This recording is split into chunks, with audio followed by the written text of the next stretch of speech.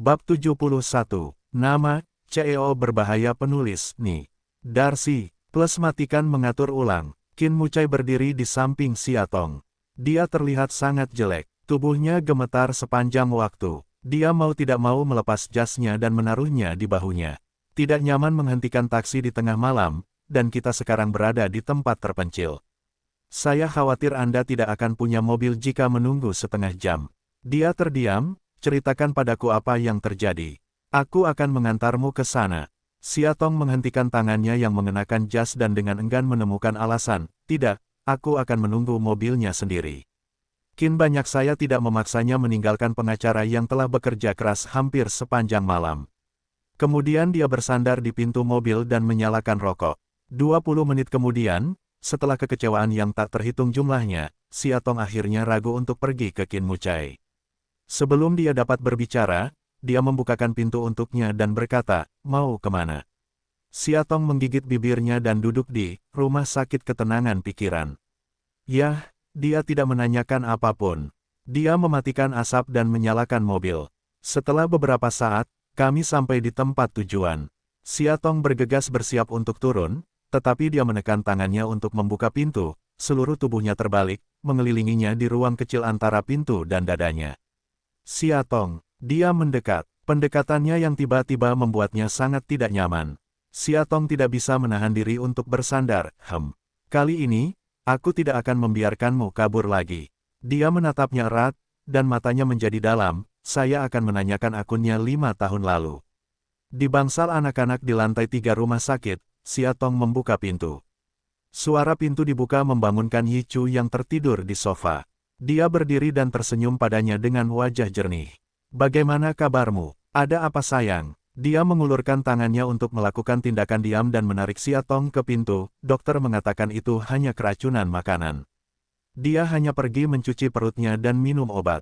Sekarang tidak ada lagi yang bisa dilakukan. Jangan khawatir. Mendengar ini, hati Xiatong menjadi stabil. Bagaimana keracunan makanan bisa terjadi? Saya selalu menjaga makanannya. Bagaimana dia bisa tiba-tiba? Yi Chu tertawa, "Ibu, apakah kamu masih bisa menatap putrimu 24 jam sehari? Wajar kalau anak-anak serakah. Mungkin itu disebabkan oleh makan sesuatu yang kotor di toko makanan sebelah sekolah." Xiatong mengangguk dan melihat ada 2 warna biru pucat di bawah kelopak matanya yang putih. Jelas sekali dia tidak banyak istirahat malam itu. "Mau tak mau aku merasa bersalah, kamu akan pergi ke pengadilan besok pagi. Sekarang kembalilah untuk beristirahat. Aku akan menahanmu di sini." Dia melihat arlojinya, sudah hampir jam 4. Sidang pengadilan pukul 7.30. Saya khawatir saya harus pergi ke kantor sebelum saya dapat mengganti pakaian. Sebaiknya aku tinggal bersamamu. Tetapi, dia menepuk pundaknya, "Jangan khawatir, aku bisa menahannya." Melihat dia bersikeras, Xiatong harus mengangguk. Di tengah malam, Xia Guai mulai demam lagi. Mereka terburu-buru sepanjang malam, dan baru di pagi hari mereka bisa menyipitkan mata sebentar. Saat Xiatong sedang tidur dalam keadaan linglung, dia tiba-tiba merasakan suara gemerisik di tubuhnya. Ketika dia membuka matanya, dia melihat Yi Xuechang sedang membuat selimut untuk dirinya sendiri. Dia duduk dan berkata, "Apakah ini fajar?" "Yah," katanya sambil menekannya di sofa, "kamu tidur, aku akan membelikanmu sarapan. Aku muntah sepanjang malam. Saat aku bangun, aku akan menangis meminta sesuatu untuk dimakan. Aku akan ikut denganmu juga. Aku pergi. Kamu bisa tidur lebih lama lagi." Dia mengatur bantal untuknya. Tapi Xiatong, "Berdiri lebih dulu, sayang adalah putriku. Aku telah mengganggu seniorku sepanjang malam tadi malam, dan aku merasa sangat malu. Jika aku terus mendapat masalah, apakah para senior ingin aku mati karena malu?" Temperamen Yi Chu lembut, tapi dia harus setuju. 2 orang mengambil secara acak dan turun ke bawah. Ketika mereka sampai di gerbang rumah sakit, Xiatong mengaitkan jarinya ke arahnya dan memberi isyarat agar dia menundukkan kepalanya. Meskipun Yi Chu ragu, dia melakukannya. Xiatong berjinjit, melingkarkan lehernya dan melipat kerahnya. Saat ini, yang dikenakannya masih sama dengan gaun yang ia kenakan saat pesta makan malam tadi malam. Seluruh bahu putihnya terlihat di luar, daging dan tulangnya rata, dan terdapat kilau kristal tipis di bawah matahari, yang memiliki semacam godaan naif. Pikiran Yichu, untuk kembali kepada Tuhan, di depan wanita itu telah berdiri kembali ke tempat semula, pengacara Olayi di depan pengadilan, bahkan tidak mengenakan pakaian, hati-hati lawanmu tidak akan mengalahkanmu dalam tuntutan hukum, dengan ini untuk memfitnahmu, menghina pengadilan. Yichu terkekeh, bagaimana bisa ada orang seperti itu? Yi Suechang, salah jika kamu berpikir begitu. Xiatong berkata, apakah menurutmu semua orang baik sepertimu dan tidak bertengkar dengan orang lain? Dalam masyarakat ini, ada banyak orang yang akan melakukan hal yang sama secara tatap muka dan melakukan hal yang sama di belakang. Itu selalu terjadi, berhak mengambil tindakan pencegahan. Selain itu apa? Melihat dia berhenti, Yichu bertanya dengan penuh minat. Perkataan Xiatong terhenti, karena dia melihat sebuah Ferrari biru diparkir tidak jauh dari rumah sakit. Kin banyak, saya sedang duduk di dalam mobil dengan kacamata hitam. Jendela yang jatuh memantulkan sinar matahari dan mencerahkan garis sisi wajahnya. Udara kuat di antara alisnya membuat orang merasakan penindasan secara diam-diam. Dia melepas kacamata hitamnya dan menatapnya sambil berpikir, serta Yichu yang berdiri di sampingnya saat ini. Lalu saya turun dan berjalan selangkah demi selangkah. Xiatong tiba-tiba waspada, ingin melarikan diri, tapi sudah terlambat. Halo, Yichu menatap pria yang tiba-tiba muncul di hadapannya. Meskipun dia merasa bingung, dia mengulurkan tangannya dengan pendidikan yang sangat baik. Nama saya Yichu, dan saya seorang pengacara dari firma hukum Anxiao. Kin banyak aku. Jawabannya sederhana dan matanya penuh kesuraman. Yichu tercengang. Tentu saja, dia pernah mendengar sesuatu tentang pria terkenal di depannya ini. Kepala samping memandang Xiatong dengan satu mata, mengerti segalanya, Tuan Qin akan mencari Tong Tong, saya hanya punya sesuatu untuk dilakukan dulu, bicaralah pelan-pelan. Xiatong memegang lengan bajunya, jangan biarkan dia pergi, mengerutkan kening dengan penampilan yang sangat kusut. Qin Mucai membawa gerakan kecilnya ke matanya satu persatu, dan matanya menjadi lebih dalam. 10 menit kemudian, di depan pintu rumah sakit, Xiatong dan Qin Mucai bertatap muka. Kenapa kamu masih di sini? Dia bertanya, apakah kamu benar-benar ingin aku pergi? Dia mengangkat bibirnya, matanya penuh cahaya dingin, kamu bergegas ke sini tadi malam, hanya untuk dia. Xiatong tidak tahu harus menjawab apa, jadi dia diam. Siapa dia? Tidak dapat menahan agresivitasnya, Xiatong membalas, siapa dia? Apa urusanmu? Qin banyak. Menurutmu, posisi apa yang kamu miliki sekarang untuk mendesakku ke sini? Dia menatapnya, Xiatong, kamu sudah mampu untuk melakukan ini selama bertahun-tahun. Anda bisa bermain dengan pria manapun. Itu sama satu sama lain, katanya sinis. Kudengar ada begitu banyak wanita di sekitarmu tahun-tahun ini sehingga mereka bisa mengadakan beberapa kontes kecantikan. Apa 3 atau 2 kontes kecantikanku yang sporadis? Dia mendengus dan menyipitkan mata padanya. Bahaya di mata birunya sangat mengerikan. Xiatong mengambil langkah kembali dan berusaha mencari alasan untuk pergi. Di belakang tiba-tiba datang seorang perawat, wajahnya sangat cemas, apakah kamu ibu Xia Guoguai? Xiatong tertegun, ke arah Qinmu di samping melihat sekilas, nadanya turun beberapa, iya, permisi ada apa? Oh, putri Anda sedang kesal sekali. Seorang perawat baru saja pergi untuk memberinya suntikan di pagi hari, tetapi dia berteriak agar perawat tidak menyentuhnya. Juga dikatakan bahwa perawat suntikannya adalah serigala abu-abu, ingin memberinya makan rebusan domba cantik yang pingsan ini. Anda sebaiknya pergi dan melihat-lihat. Petik 2. Xiatong terdiam, oke, aku akan segera pergi. Memikirkan bayi perempuannya, Xiatong tidak bisa merawat Qin Mucai. Dia berbalik dan berlari ke rumah sakit. Tanpa diduga, dia pergelangan tangannya dipegang erat dengan satu tangan. Qin Muzi berdiri di depannya, dan matanya menjadi sangat aneh, putri. Apakah Anda memiliki seorang anak perempuan? Xiatong tertegun, mulutnya terbuka, tidak tahu harus menjawab apa. Bangsal anak-anak di lantai 3 penuh dengan perawat yang tidak berdaya. Begitu Xiatong masuk, dia langsung memeluknya dan berkata, Bu, mereka menggangguku.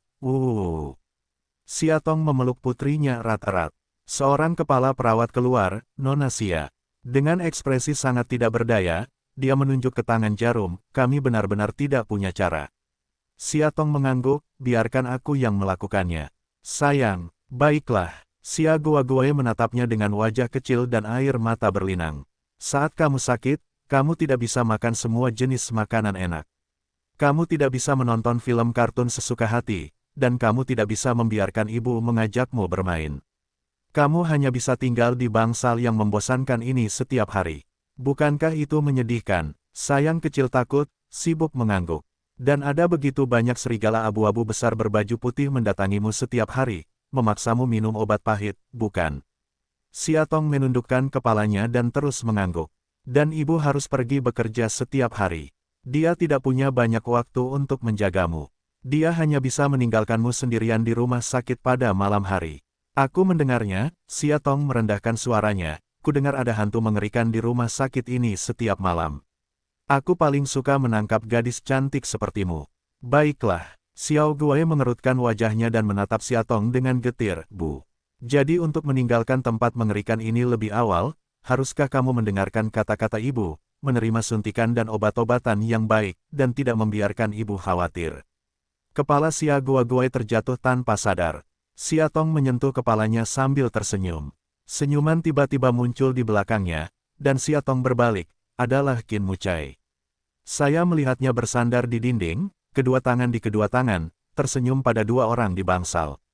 Melihat kepatuhan musim panas akhirnya tenang, perawat merasa lega, maju ke depan dan siap melepas suntikan celananya. Tapi seolah-olah dia telah menemukan dunia baru, dia menunjuk ke arah Qin Mucai di pintu dan berteriak, Bu, ada jagung di kamar. Tolong jangan buka celanamu, tolong jangan terlihat oleh jagung itu. Tong berkedut. Dia pikir dia perlu memeriksa TV apa yang ditonton putrinya di rumah setiap hari.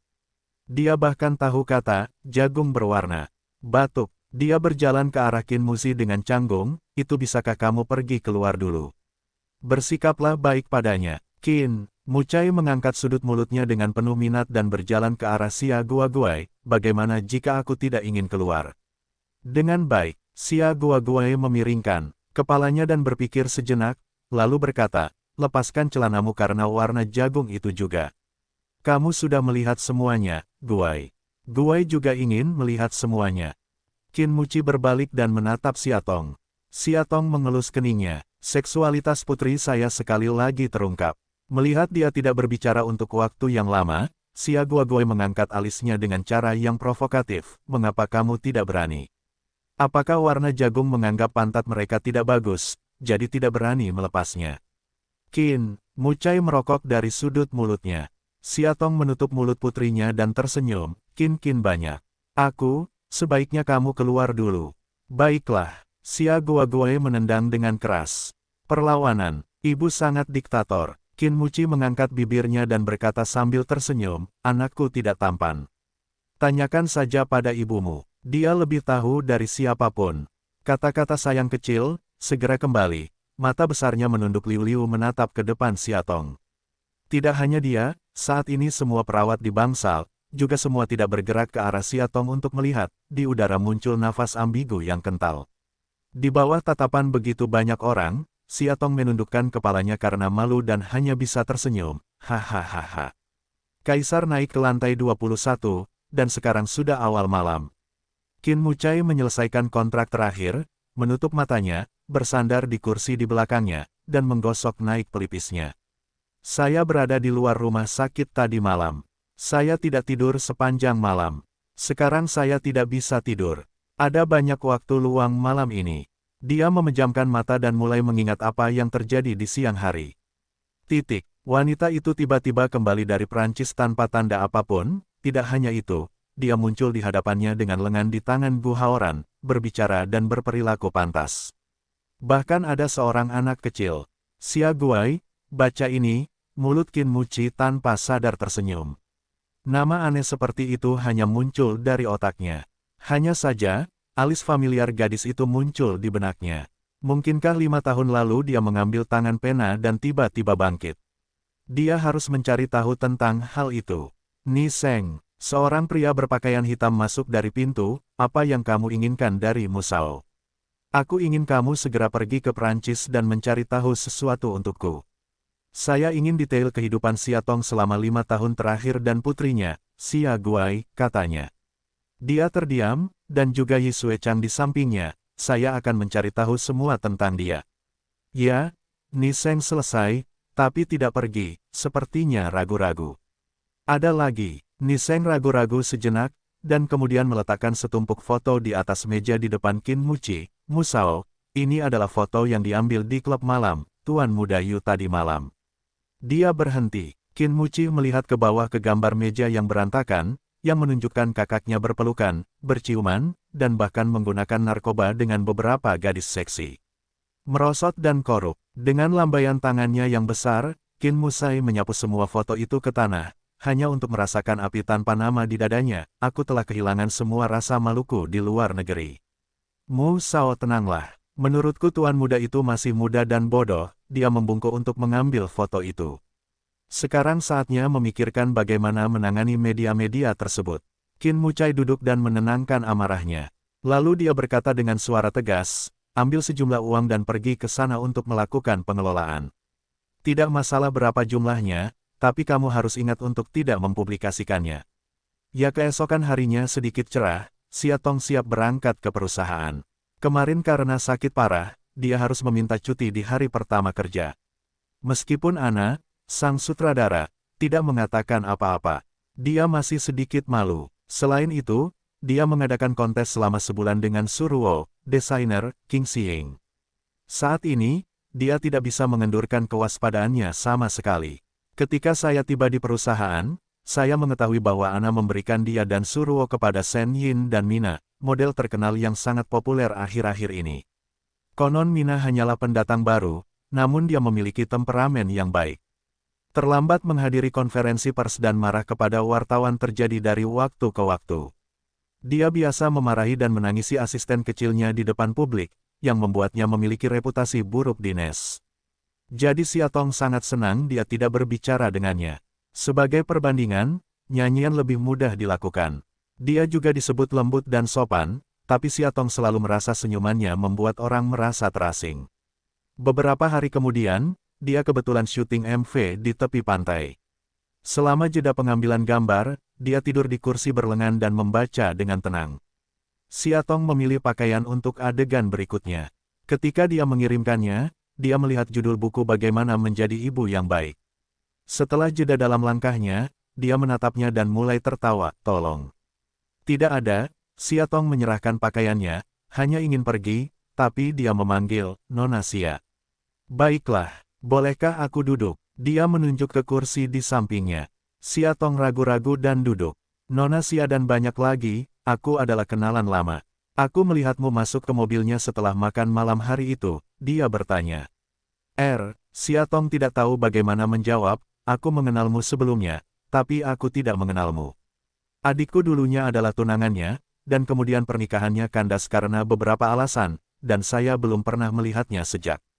Itu tidak sepenuhnya benar, tetapi pada dasarnya benar.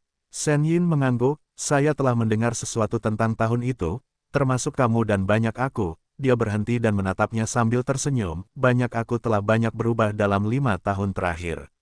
3 tahun lalu, ayahnya pensiun dari kaisar. Dia baru berusia 25 tahun saat itu. Dia masih muda dan yayasannya tidak stabil. Banyak pemegang saham lama yang menonton dengan dingin, menunggu untuk menangkap kuncirnya. Tapi Heleng adalah kekuatan yang akan naik ke kaisar sekarang dalam situasi yang begitu makmur, menutup mulut semua orang. Tapi hanya orang-orang di sekitar kita yang bisa memahami kesulitannya. Petik 2. Siatong tidak begitu mengerti apa yang dimaksud Nona Shen.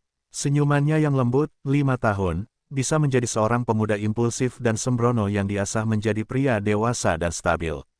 Dia berdiri, menepuk pundaknya dan berkata, seringkali, kita terobsesi dengan sesuatu bukan karena itu begitu bagus, tapi karena kita tidak bisa mendapatkannya.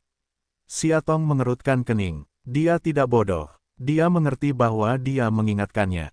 Ingatkan dia bahwa obsesi Qin terhadap dirinya sendiri hanyalah karena sifat rendah hati seorang pria. Setelah beberapa saat, dia mendongak dan berkata, saya mengerti, Nona Shen. Setelah syuting MV di pagi hari, semua orang sedikit lelah. Siatong Zeng akan membawa bekal makan siang bersama orang banyak. Shen Yin menghentikannya, saya baru saja menelepon Muci dan mendengar bahwa dia ada di dekatnya. Bagaimanapun, mereka semua adalah teman lama. Mengapa kita tidak makan bersama? Siatong dengan cepat melambai, tidak, kamu pergi ke makanlah, aku tidak terlalu lapar. Bersama, dia dengan hangat memeluknya, saya hanya akan mendiskusikan kostum MV single berikutnya dengan Anda. Kata-kata yang diucapkan seperti ini, Siatong juga sangat tidak baik untuk menolaknya, dan harus berjanji. Di depan pintu restoran, Qin Mucai jelas tidak menyangka dia akan datang. Mata Zhan Liang menatapnya lagi, dengan tatapan ringan, mengapa kamu ada di sini? Siatong tidak menyangka dia akan bertanya begitu lugas, leng sebentar. Shen Yin di sampingnya membantunya, Muci, ini aku. Dia menyelanya dan menatap lurus ke arah Siatong, sayang, apakah kamu tidak sakit akhir-akhir ini? Kamu tidak merawatnya di rumah, tetapi kamu datang ke sini. Siatong, apakah kamu punya otak? Buka mulutnya, Siatong marah, tidak semua orang sebahagia Musao kamu. Bahkan jika kamu pergi memancing wanita selama jam kerja, kamu tidak perlu khawatir tentang uang. Melihat mereka semakin ribut, Shen Yin mendesak mereka untuk berkelahi. Oke, jangan bertengkar. Hari ini, Siatong adalah tamuku. Jika kamu ingin memberiku wajah, maukah kamu?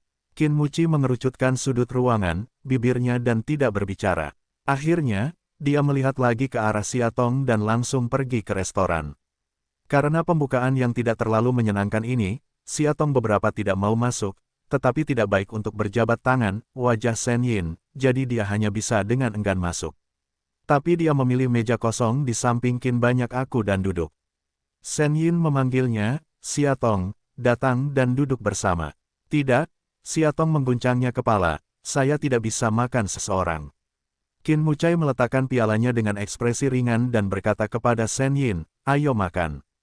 Saya tidak suka makan malam dengan pacar saya ketika ada orang ketiga. Shen Yin berhenti dan berkata sambil tersenyum, bagus.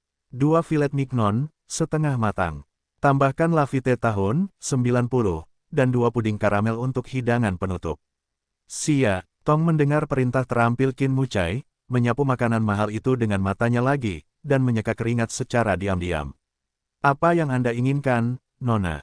Pelayan bertanya sambil tersenyum. Ini tahun 1888 untuk steak, 2480 untuk pasta biasa, dan puluhan ribu untuk sebotol lafite yang terpenting apapun yang Anda pesan, Anda harus memberi tip lebih dari 300 pada akhirnya. Di mana ini makan? Itu merampok uang. Tip saja hampir membuatnya kehilangan gaji sehari. Siatong menutup menu dan bertanya dengan tenang, apakah ada air? Apakah Anda butuh minuman, Nona? Kami punya. Berhenti. Siatong menyela, tersenyum, air matangnya enak, terima kasih. Pelayan, maaf. Untuk sementara, selama warna putih mulai di atasnya. Dengan baik, Siatong mengangguk, saya tidak lapar. Gululu, begitu kata-katanya selesai, perutnya dipanggil secara khusus, dan Siatong menutupinya dengan canggung. Sisi diam-diam tersenyum ringan, Qin Muci mengangkat bibir capek. Pelayan ragu-ragu dan mengambil menu, iya. Tunggu sebentar, Siatong meneleponnya lagi, merendahkan suaranya dan bertanya, tidak ada apa-apa. Apakah Anda memerlukan biaya layanan? Keringat pelayan, secara teoritis, itu perlu. Bisakah kita tidak menerima? Siatong bertanya dengan lemah. Di tempat kerja hari ini, dia hanya membawa 200 yuan, jadi dia tidak mampu membayar biaya layanan. Ini, pelayan itu ragu-ragu sejenak, aku akan bertanya padamu. Siatong sibuk mengangguk, siang ini, terlalu sulit untuk dipaksakan. 1 jam kemudian, Qin Mucai dan Shen Yin keluar dari restoran sambil tersenyum. Siatong mengikuti di belakang, perut kosong hingga tidak lagi merasa lapar, langkah kesombongan, setiap langkah seperti menginjak kapas. Di depan pintu restoran, Shen Yin berkata dengan terkejut, Siatong, wajahmu terlihat sangat buruk. Hehe, mungkin kepanasan, heatstroke. Di depan beberapa bunga, Siatong terpaksa menggelengkan kepalanya, ini bisa dilihat. Kurasa begitu, aku baru saja melihatmu tidak makan apapun. Kamu benar-benar tidak bisa makan apapun saat terkena sengatan panas. Selain mencibir, Siatong tidak tahu harus berkata apa. Shen Yin melangkah maju dan berkata, saat saya syuting, saya akan berbicara dengan sutradara. Anda dapat beristirahat dengan baik. Tidak, aku bisa menahannya. Dia berkata dengan marah, lihat dirimu, apa yang kamu lakukan dengan itu. Dia berbalik dan berkata kepada Qin banyak aku di belakangnya, banyak aku, ayo berangkat kerja dulu. Sampai jumpa nanti malam. Qin Muci merenung sejenak, dan berjalan ke tubuhnya, lagi pula, tidak ada yang salah di sore hari, aku akan datang mengunjungi tim dan menemanimu. Shen Yin tercengang. Di saat yang sama, Xiatong mengangkat kepalanya dengan curiga. Saya mengagumi Anda. Nada suara Shen Yin sedikit bersemangat, kamu belum pernah melakukannya sebelumnya. Dia berjalan ke arahnya dan meraih bahunya, saya pikir saya harus belajar bagaimana menjadi pacar yang berbakti kepada 24 orang. Mereka berjalan maju beberapa langkah, dia berbalik dan menatap Xiatong yang tidak bergerak, mengerutkan kening dan berkata, apakah ini benar-benar panas, konyol. Ikuti terus, meskipun dikatakan bahwa Anda dapat duduk dan beristirahat, karena kekurangan staf syuting, Xiatong, seorang desainer kostum, tidak diperbolehkan masuk dan melakukan pekerjaan rumah. Pemandangan, tata rias, pengiriman air dia mencoba yang terbaik untuk mengambil bagian dalam pekerjaan apapun yang bisa dia lakukan. Setelah lebih dari setengah jam di bawah sinar matahari, wajah Xiatong menjadi pucat. Kembali di bawah payung matahari, Qin Muci sedang bersandar di kursi santai, melipat kakinya, dengan santai mengendalikan laptop di lututnya, dan bekerja keras. Dan di sampingnya berdiri Ni Sheng tanpa ekspresi di wajahnya. Melihat ini, Xiatong tidak dapat berhenti berpikir, jika Anda tidak duduk di kantor dengan AC yang memadai, Anda harus lari ke bawah sinar matahari untuk membuat kue. Selain sakit, kamu masih sakit. Dia mengambil segelas air di atas meja dan hendak minum. Qin Mucai di kursi santai tiba-tiba berkata, Ni Sheng baru saja membawakanku sesuatu untuk dimakan. Aku tidak lapar, ambillah. Pada saat yang sama, saya tidak mengalihkan pandangan dari layar sejenak pun. Xiatong melihat kantong makanan yang diserahkan Ni Sheng, Nuzui, tidak, aku tidak lapar. Di satu sisi, dia tidak ingin disukai olehnya. Di sisi lain, dia tidak lapar. Setelah bekerja keras hampir sepanjang sore, meski perut saya masih kosong, saya merasa lapar sama sekali. Sebaliknya, saya merasa penuh kekuatan. Dia berhenti untuk mengetuk keyboard, mengerutkan kening, Xiatong, jangan main-main, kamu tidak makan apapun di siang hari. Apakah kamu tidak tahu aku milik Sun Superman? Xiatong menyeringai dan tampak datar, bahkan jika kamu tidak makan apapun, kamu dapat pulih dari sinar matahari. Kalian manusia terlalu lemah, buruk. Xiatong berhenti tertawa. Benar saja, dia tinggal bersama Xiaoguai untuk waktu yang lama, dan cara bicaranya mulai berasimilasi. Warna mata Qin Mucou lebih berat. Saat Xiatong sedang berjuang mencari alasan untuk pergi, seseorang tiba-tiba memanggilnya, Xiatong. Gaun Joey terlalu berat. Tolong datang dan bantu aku.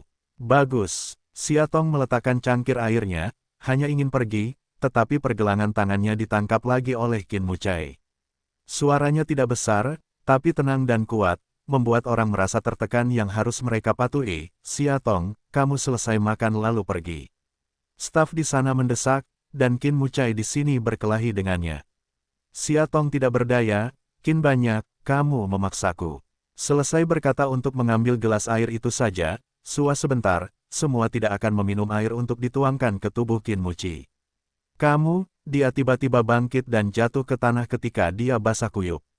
Ni Sheng, yang berada di sampingnya, menyerahkan handuk kering, jarang sekali melihat bosnya berantakan seperti itu. Dia tidak bisa menahan tawa. Xiatong melepaskan diri dan menatapnya dengan suasana hati yang baik. Tuan Qin, cuacanya sangat bagus. Saya yakin pakaian Anda akan segera kering. Saya masih ada pekerjaan yang harus diselesaikan, jadi saya tidak akan membicarakannya bersamamu. Kamu selalu mengisi bahan bakar. Semua orang yang hadir tercengang melihat pemandangan ini, sementara nyanyian di platform yang ditinggikan penuh dengan mata yang indah, penampilan yang penuh perhatian. Xiatong naik ke platform yang ditinggikan dan mengangkat gaun itu untuknya. Dia menoleh ke belakang, seolah ingin mengatakan sesuatu, lalu berhenti, hanya tersenyum padanya. MV mulai syuting lagi, ini adalah adegan Shen Yin berdiri di tengah angin menghadap laut dengan gaun halusnya. Xiatong berdiri di belakangnya, memegangi bagian ekor gaun itu dengan kuat. Platform layang di kaki tingginya 5 atau 6 meter, dan tidak ada pagar. Dari ketinggian Xiatong, masih sedikit menakutkan. Xiatong menatap matanya dan mencoba mengatasi rasa takut di dalam dirinya. Bisa bertahan lama, Lengannya mulai terasa sakit sampai mati, dia mengatupkan giginya dan melihat ke atas, hanya untuk melihat langit yang lampu merah matanya hitam. Tubuhku mulai berkeringat, semua yang ada di hadapanku menjadi kabur, dan tubuhku tak bisa menahan diri untuk terjatuh ke belakang. Pada detik terakhir kesadarannya, dia mendengar seruan nyaring, dan kemudian kegelapan menyelimuti segalanya. Ketika dia bangun lagi, Siatong merasakan sakit kepala yang parah dan tidak bisa menahan erangan. Buka matamu, garis pandang kabur dengan wajah panik. Nona Xia sudah bangun, Nona Xia sudah bangun. Pelayan itu bersorak kaget. Siatong duduk dengan kepala di pelukannya, tetapi melihat sesosok tubuh lurus masuk dari pintu. Siatong mengangkat kepalanya dan melihat bahwa itu adalah Qin Mucai. Dia tertegun tanpa sadar, bagaimana saya bisa berada di sini. Qin banyak. Saya sudah mengganti jasnya, mengenakan setelan kasual putih, tidak terlalu serius dan lebih santai. Dia duduk di samping tempat tidurnya dan tidak berbicara. Letakkan saja bagian belakang Anda tangan di dahinya dan jawab, kamu tidur di sini malam ini. Aku bertanya kepadamu, mengapa aku di sini? Kamu pingsan di lokasi syuting. Dia ringan, dan kemudian kamu membawaku kembali sendirian. Siatong meninggikan suaranya, Qin banyak. Tahukah Anda bahwa saya baru saja bekerja? Pernahkah Anda berpikir apa yang akan terjadi pada saya jika Anda membawa saya pergi tanpa izin? Dia tersenyum dan memeluk bahunya, kamu wanita ini benar-benar konyol. Kamu pingsan di lokasi syuting dan hampir mati. Saya menyelamatkan Anda kembali, Anda tidak hanya tidak berterima kasih kepada saya, tetapi juga di sini, kata-kata yang benar, dengan keras menyalahkan saya atas banyak hal. Petik 2. Terima kasih banyak. Siatong mencibir, aku tidak seperti Musao, kamu. Saya dilahirkan untuk menjadi putra surga.